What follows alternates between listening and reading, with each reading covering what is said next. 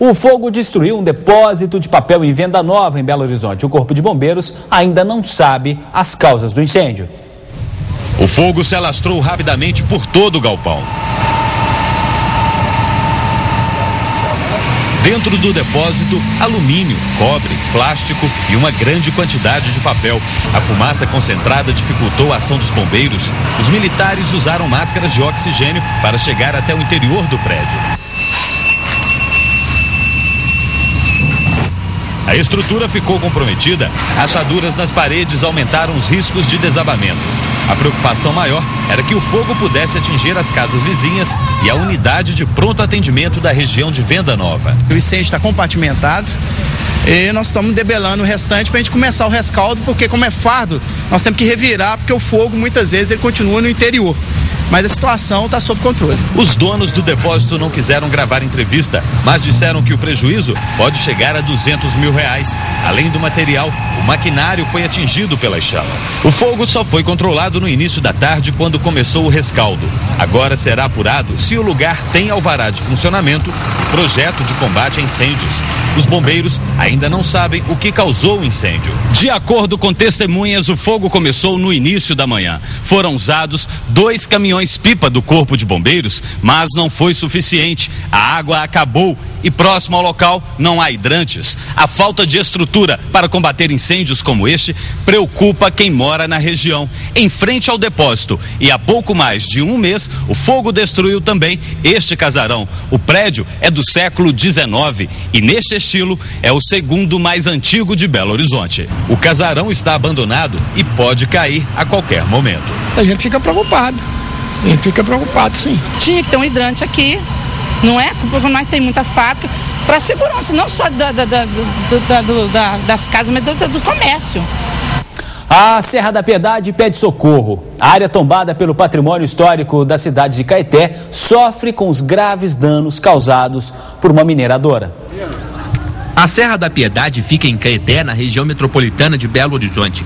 Há 51 anos foi tombada pelo Instituto do Patrimônio Histórico e Artístico Nacional como conjunto arquitetônico e de paisagem. Nem o título de patrimônio histórico impediu a ação mineradora. Durante 30 anos, uma empresa explorou a serra, deixando boa parte dela desse jeito. Há 2 anos, uma decisão da Justiça determinou o fim da extração mineral na região tombada. Ministério Público Federal, Estadual e o IPHAN entrou com processo na Justiça, pedindo à Justiça que parasse as atividades da mineradora, porque ela estava danificando um patrimônio e ela não cumpria qualquer legislação. Não foi possível entrar na mineradora. Só de longe conseguimos imagens de alguns pontos explorados. Este barulho já não é tão alto. Muitas nascentes de água foram destruídas pelo resíduo de minério.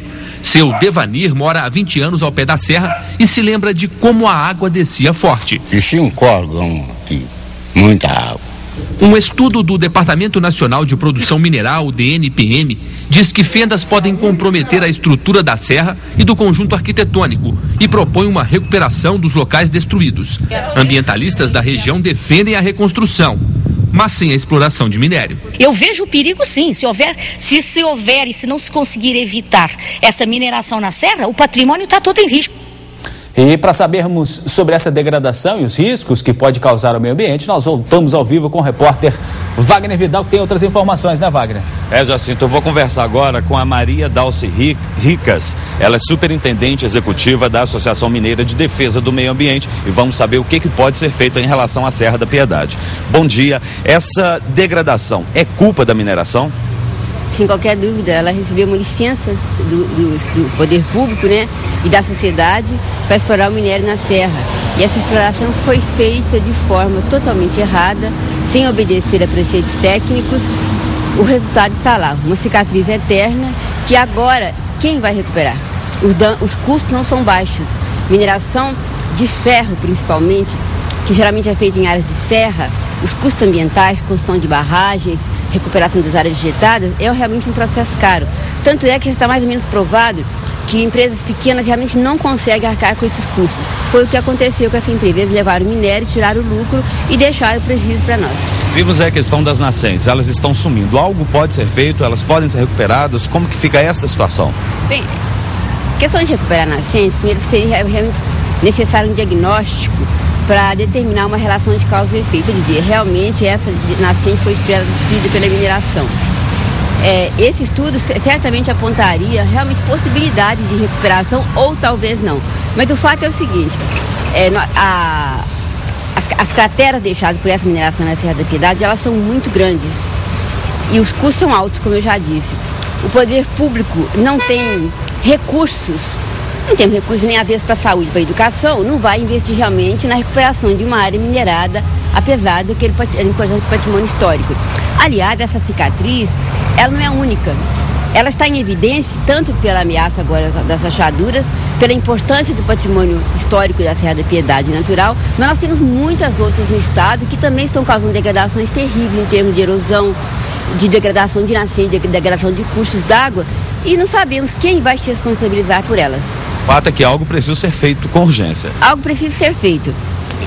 De um lado, o setor produtivo defende que o local onde está a mineradora seja destombado e que possa continuar a retirada de minério para que gere recursos e esses recursos sejam investidos na recuperação.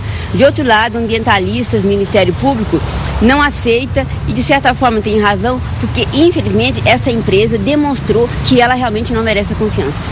Muito obrigado pela entrevista, Jacinto. Obrigado, Wagner Vidal.